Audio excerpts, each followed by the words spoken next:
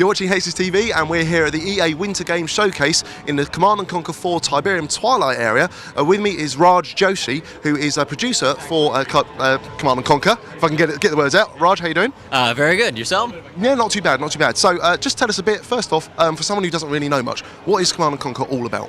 Okay, so past 15 years, you have this amazing saga that's going on between GDI, the Globalist Defense Initiative, and the Brotherhood of Nod, which is led up by Kane, played by Joe Coogan. And basically, you have two forces. GDI is the future UN, basically, and the Brotherhood of Nod, underground force that really religious fanatics that have their own angle on where the Earth should go and the future of the planet.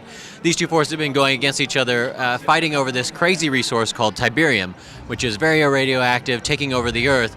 But now has been figure out how to take over this. Sorry. We can cut. Yeah, perfect. Don't worry. So just jet lag a little bit. Tell us about Tiberium again.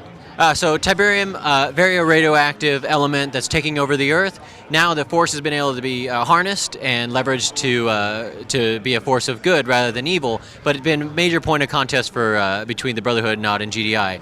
These two mega powers are now joining forces together to try and harvest Tiberium, make the Earth something that's more stable for people to live on.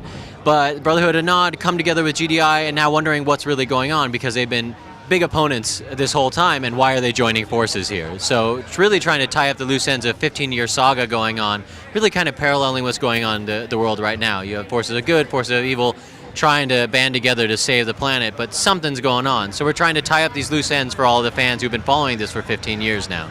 Okay, so this is basically sewing up the entire saga of Command & Conquer. So obviously Kane's going to buy it in the end. He's got to die. Yeah, well, Kane's died before and come back, so we're not really sure exactly how it's going to end, but really trying to give the fans what they want. We've taken all the lore that the fans have created over the past 15 years and that we've created, trying bridging those two things together, fill in all the gaps of the story, and really give something pleasing to the fans who've been following us for so long.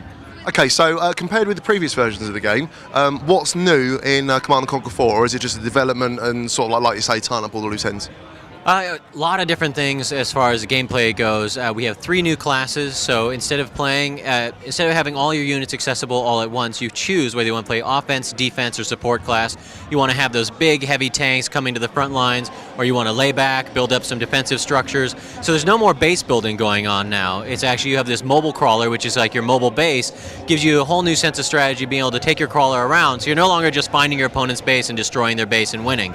You have objective-based play, so actually the crawler is mobile, you can redeploy at any time as any one of the 3 classes, and you're more strategic as far as how you want to play. Really trying to push you to play with your friends, play with the other people that you find online, so you have 3 classes, they each support one another and have a different focus of how you're going to play the game. So instead of being one big force, you're actually multiple forces joining together and really trying to get people to cooperate and play together online. Okay, one big question I've got for you. Have you finally solved the build and rush problem that most RTSs have? Yeah, so that's one of the great things about the 3 classes, is that you have different units that support each other differently. So no longer you're going to see people building one tank and just spamming each other. You really have to figure out your strategy, work together in order to dominate your opponent. So no longer can you build one unit, go after your opponent, and just decimate them that way. You really have to figure out your overall strategy, find the right combination of units to support one another, and really work together to take over the different control nodes. And so you're not just going after your opponent's base and defeating them. You kill your opponent's crawler, you get a lot of points.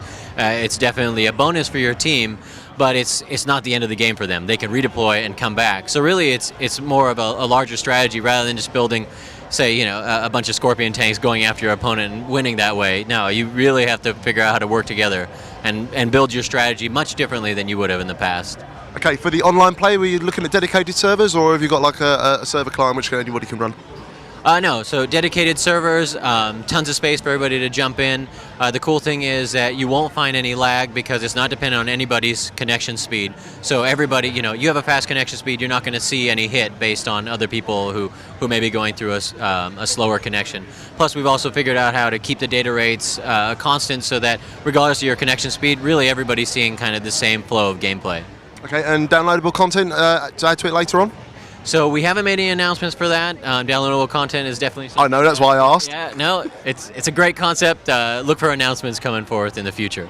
Okay, and then after that, if you're closing off the whole saga, what's next? Well, we're trying to tie up the loose ends of the Tiberium saga, but CNC is going to be around for a long time.